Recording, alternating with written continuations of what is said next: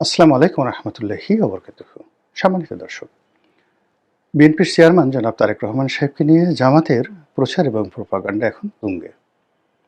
জনাব তারেক রহমান সাহেবকে ছোট করার জন্য, তাকে নিয়ে ট্রল করার জন্য এবং তার বিরুদ্ধে নানা রকম ন্যারেটিভ তৈরি করার জন্য জামাতের যে সকল মেশিনারিজ রয়েছে দেশে এবং দেশের বাইরে, তারা যে চেষ্টা করছে সেই চেষ্টার বিপরীতে বিএনপির প্রস্তুতি আমার কাছে আ যাকে বলা হয় সন্তোষজনক তো দূরের কথা। মানে ন্যূনতম বিএনপির পক্ষ থেকে কোনো রেসপন্ডই করা হচ্ছে না।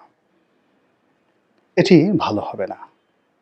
যেভাবে তারেক রহমান সাহেবের শিক্ষাগত যোগ্যতা, তার অতীতের কর্মকাণ্ড, হাওয়া ভবন, খাম্বা, লাম্বা, এরপর চান্দা, মান্দা যা নিয়ে যা কিছু ন্যারেটিভ তৈরি করা হচ্ছে এবং তার রাজনীতি, গুপ্ত রাজনীতি, লন্ডনে চলে যাওয়া, লন্ডনে থাকা, আয়, রোজগার ইত্যাদি নিয়ে প্রতিদিন রাজনীতির সভামঞ্চে meticulously বিএনপির যারা লোকজন রয়েছেন তাদের চোখের সামনে, মুখের সামনে, মিডিয়াতে জামাতের যারা নেতৃবৃন্দ রয়েছেন তারা যে সকল কথাবার্তা বলছেন, এতে করে বিএনপির যারা সাধারণ ভোটার রয়েছেন তারা অবদমিত হচ্ছেন। আর জামাতের যারা ভোটার, বিএনপি বিরোধী যারা ভোটার তারা উজ্জীবিত হচ্ছেন। এটি প্রচার গেল এবং প্রোপাগান্ডার বিষয় গেল এবং এটার ইফেক্টটা প্রতিদিনই বাড়ছে।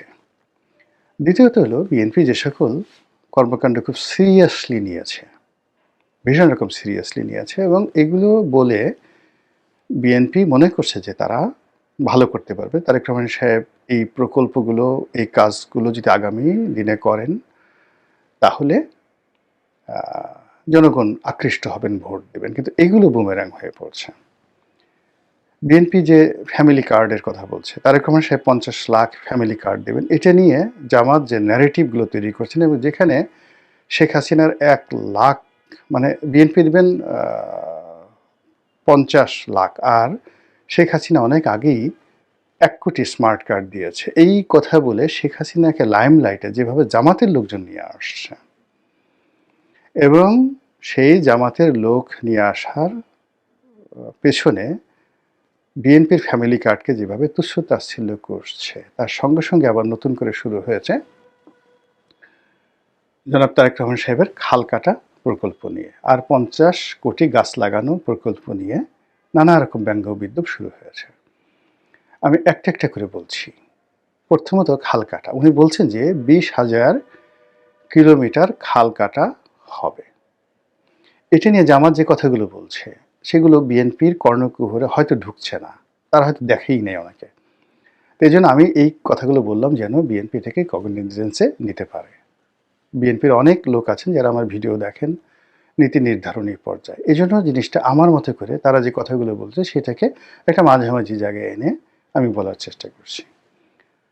প্রথমত জামাত যেটা বলার চেষ্টা করছে যে বিএনপির এই খাল কাটা প্রকল্পগুলো হবে অতীতের যেকোনো দুর্নীতি, যেকোনো অনিয়মের চাইতে ১০০ গুণ বেশি। কারণ ২০,০০০ কিলোমিটার খাল কাটতে গিয়ে পুরো বাংলাদেশটাকে ফোকলা বানিয়ে ফেলবে এবং এটা হবে মানে আগামী দিনের মানে হাওয়া ভবন ভার্সন স্কাই। অর্থাৎ আগের দুনিয়াতে যে হাওয়া ভবন ছিল এটা আসমান পর্যন্ত এই হাওয়া ভবনের দুর্নীতি ছড়িয়ে পড়বে। এই কথাগুলো এই খাল কাটার মাধ্যমে বলার চেষ্টা করা হচ্ছে। কেন? তারা বলার চেষ্টা করছে যে শহীদ প্রেসিডেন্ট জিয়াউর রহমান সাহেব যখন খাল কাটার উদ্যোগ নিয়েছিলেন তার এই প্রকল্পটা ছিল ব্যর্থ এবং এটার একটা খালও বাংলাদেশে দেখাতে পারবেন না যে জিয়াউর রহমান কেটেছেন সেই খালে এখন পানি আছে বা ওখানে মাটি আছে বা ওটার খালের কোনো চিহ্ন আছে। ফলে ওই সময় রাষ্ট্রের অর্থ ব্যবহার করে তিনি যে কাজটি করেছেন এটা একটা ব্যর্থ প্রকল্প, লস প্রজেক্ট। দুর্নীতির কথা কেউ বলছেন না, কিন্তু লস প্রজেক্ট, অপ্রয়োজনীয় প্রজেক্ট। আর এটাকে তারেক রহমান সাহেব এত বছর পরে এসে একটা সার্থক প্রজেক্ট হিসেবে গ্রহণ করছেন। তার প্রাথমিক যে চিন্তা এটাই রং। দ্বিতীয়ত হলো যে এখন এই মুহূর্তে বাংলাদেশের যে আর্থ সামাজিক প্রেক্ষাপট, সেই প্রেক্ষাপটে খালের বা খাল কাটার কোনো রকম 1% ভায়াবিলিটি নেই। কেন নেই? আমাদের প্রায় সব জায়গাতেই পানির যে স্তর এটি নেমে গেছে। ১০০ ফিট, ২০০ ফিট, ৩০০ ফিট খনন করে কোথাও টিউবওয়েল থেকে পানি উঠানো যাচ্ছে না।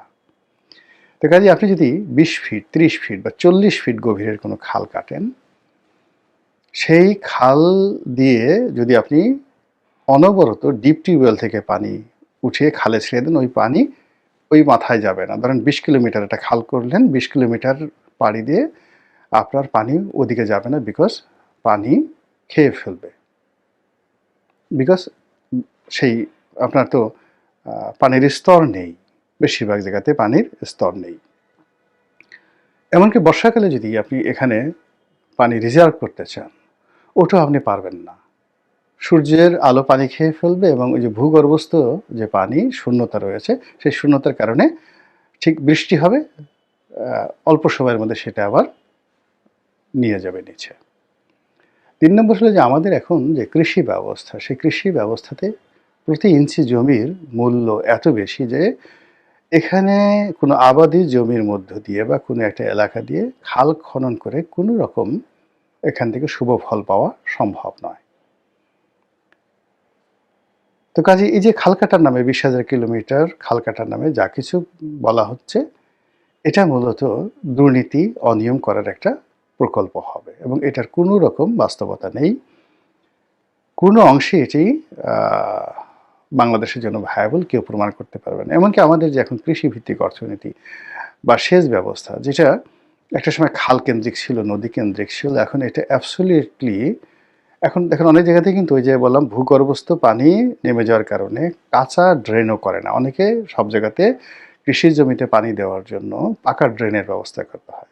পাকা ড্রেন ছাড়া পানি কৃষি ক্ষেত্রে গিয়ে পৌঁছে না, তার আগেই পানি শেষ হয়ে যায়। তো এই জিনিসটি তো তারেক রহমান সাহেব ১৭ বছর বিদেশে ছিলেন, তার যারা এক্সপার্ট আছেন তাদের এই জিনিসটা বোঝার কথা। কাজে নতুন করে এই খাল কাটা প্রকল্প আসলো কেন? এরপর দ্বিতীয়, আপনাদের মনে আছে যে ২০০১ থেকে ২০০৬ সনে তারেক রহমান সাহেবের একটা মানে প্রকল্প ছিল, আলোচিত সমালোচিত প্রকল্প ছিল, ছাগল প্রকল্প। তো এখন সবাই জামাতের লোকজন বলছে এই যে খাল কাটা দিয়ে শুরু হলো, এরপরে তারা বলবে আমরা ছাগল লালন পালন করব, ছাগল প্রকল্প। আর ছাগল প্রকল্প বাংলাদেশে এখন একেবারেই, মানে যদি শেখ হাসিনার জামানাতে একটা ওয়ান অফ দ্য সাকসেসফুল প্রকল্প তারা করতে চেয়েছিল, একটি বাড়ি একটি খামার, শুনতে দেখতে বুঝতে অসাধারণ। বিশ্বাস করেন হাজার হাজার কোটি টাকা লোপাট হয়েছে। একটা সিঙ্গেল, মানে একটি বাড়ি একটি খামার প্রকল্প তারা করতে পারেনি। তো কেন? এর কারণ হলো যে এখন আসলে কেউ যদি ১০টা ছাগল লালন পালন করতে চায় বা ২টো গরু লালন পালন করতে চায়, একটা খামার করতে চায়, এটা আমাদের এই বর্তমান সমাজে ভায়াবল নয়। ছাগলের ঘাস, ছাগলের খাবার এবং ছাগল থেকে শুরু করে এখন গরুর অসংখ্য রোগ বালাই হয়। ছোট ছোট খামারিরা তাই দেখা যাচ্ছে যে গবাদি পশু লালন পালন করতে পারে না এবং প্রায়ই গরু মারা যায়, ছাগল মারা যায়। তারপরে শেষে ৫ বছর একটা গরু লালন পালন করে বা ২ বছর একটা ছাগল লালন পালন করে তার পিছনে তার যে কস্টিং যায়, সেই কস্টিংয়ে সে বিক্রি করতে যায়, এগুলো কাজ হয় না, মানে অনেক লস হয়ে যায়। ফলে অনেক বাড়িতে গ্রামগঞ্জে শখের বসে কিছু মুরগি লালন পালন করে, গরু লালন পালন করে, এটা জাস্ট নেহার শখের বসে, গ্রাম্য যে গৃহস্থ মন মানসিকতা। কিন্তু কমার্শিয়াল যে ভায়াবিলিটি, এটা হয় না। এখন এটা চলে গেছে বড় বড় খামারিতে, যারা কমার্শিয়ালি এই ধরনের খামার পরিচালনা করতে পারেন। কোটি টাকা থেকে শুরু করে হাজার কোটি টাকার প্রকল্প এখন বাংলাদেশে চলছে। তো কৃষিক্ষেত্রে, তারপরে শেষে পোলট্রি ক্ষেত্রে, তারপরে মাছ চাষের ক্ষেত্রে মেগা প্রকল্পগুলো এখন তারা ভালো করছে। বেঙ্গল মিট ভালো করছে, প্রাণ ভালো করছে। তারপরে শেষে অন্য যে সকল কর্পোরেট হাউস এখানে এগিয়ে এসেছে, এসিআই থেকে শুরু করে অন্যান্য প্রতিষ্ঠান, তারাই এখানে ভালো করছে। এখানে এখন ক্ষুদ্র কৃষি বা ক্ষুদ্র খামার এটা একেবারে সম্ভব নয়। ফলে যদি তারেক রহমান সাহেবের মাথা থেকে আবার সেই ছাগল প্রকল্প বের হয়ে যায়, তখন জামাতের লোকজন ৩২টা দাঁত বের করে কিলবিলিয়ে হাসবে যে দেখো দেখো দেখো, বলছিলাম না। সেকেন্ডলি আর একটা ঘটনা ওই সময় ঘটেছিল, যখন সরকার পতন আন্দোলনের তুঙ্গে, ভীষণ রকম তুঙ্গে, সরকার পতন হয়ে যাওয়ার বোধহয় সপ্তাহখানেক আগে, তখন প্রয়াত আরাফাত রহমান কোকো এবং জনাব তারেক রহমান সাহেব দুজনে ক্রিকেট খেলছিলেন। দেশ যখন সারা দেশে উত্তাল, এই শেখ হাসিনার পতনের ৩-৪ দিন আগে যেরকম অবস্থা ছিল ওইরকমই সরকারের বিরুদ্ধে আন্দোলন সারা বাংলাদেশে ছড়িয়ে পড়েছিল, তখন নিজে রিল্যাক্স হওয়ার জন্য বা তারা যে ভীত সন্ত্রস্ত নন, তারা এগুলো আন্দোলন ঠান্দোলন কেয়ারই করছেন না, এটা প্রমাণ করার জন্য দুই ভাই ক্রিকেট খেলছিলেন। তখন সাংবাদিকরা প্রশ্ন করেছিল যে এই আন্দোলন নিয়ে আপনার মতামত কি? তিনি বলেন যে আন্দোলন নিয়ে আমি ভাবছি না। তাহলে কি নিয়ে ভাবছেন? বলে আমি খেজুর নিয়ে ভাবছি, খেজুর চাষ নিয়ে ভাবছি। কি খেজুর? সৌদি আরব থেকে সেই খেজুর এনে বা খেজুরের গাছ এনে বাংলাদেশে কিভাবে আবাদ করা যায় এই চিন্তা করছি। ভালো কথা। এখন এই যে আমাদের দেশে কি হচ্ছে, আমাদের দেশে এই মুহূর্তে বাংলাদেশে কিন্তু খেজুর চাষ প্রকল্পটা বেশ লাভজনক। সৌদি আরব থেকে অনেক কৃষক বাংলাদেশ থেকে গেছেন, সৌদি আরব থেকে এগুলোর প্রযুক্তি শিখে এসে বাংলাদেশে দিতে আসছে, তারা এই খেজুর চাষ করছেন এবং সবাই লাভজনকভাবে এই পেশাটাকে নিয়ে গেছেন। অনেকে মানে ৩০-৪০ হাজার টাকা করে এক একটা খেজুরের গাছ কিনে নিয়ে তারা এই সৌদি খেজুর চাষ করছেন। এটা খুব কমার্শিয়াল ভায়াবিলিটি কতটা আছে আমি বলতে পারবো না, কিন্তু বাড়িতে সৌদি আরবের একটা খেজুর গাছ আছে এবং সেখান থেকে খেজুর হচ্ছে, এটা দেখে অনেক খামারি, অনেক বাড়িওয়ালা, অনেক জমির মালিক তারা খুব আনন্দ পাচ্ছেন, তৃপ্তি পাচ্ছেন। তো তারেক রহমান সাহেব এটা ওই সময় চিন্তা করেছিলেন, ভালো কথা, এটা তো এখন বাস্তবে হয়ে গেছে। হয়তো আরও এটাকে কমার্শিয়ালি করলে আরও ভালো হবে, ওয়েল অ্যান্ড গুড। কিন্তু যদি এই মুহূর্তে তারেক রহমান সাহেবের মুখ দিয়ে আবার সে আগের কথায় বের হয়, তাহলে বলবে আরে বাবা রে বাবা, দেশ যখন পুড়ছে জ্বলছে, দেশের ব্যাংকগুলো যখন খালি হয়ে গেছে, 23,000 কোটি টাকা, 23 লক্ষ কোটি টাকা যখন দেনা দেশে দেশের বাইরে, লোকাল এবং বিদেশি মিলে 23 লক্ষ কোটি টাকা আমরা দেনা, লোকালি ব্যাংকগুলো যেভাবে ফল করেছে, লোনগুলো যেভাবে ফল করেছে সব মিলিয়ে, তো সেখানে 23 লক্ষ কোটি টাকা দেনার বিপরীতে যদি কেউ খেজুর গাছ নিয়ে চিন্তা করে, খেজুর প্রকল্প নিয়ে চিন্তা করে, তাহলে এর সাথে খেজুরের আলাপ আর হতে পারে না। তখন বলবে যে তার মাথা থেকে এই সমস্ত খেজুরের জিনিস বের হচ্ছে। তো এই বিষয়গুলো মানে জামাত শুরু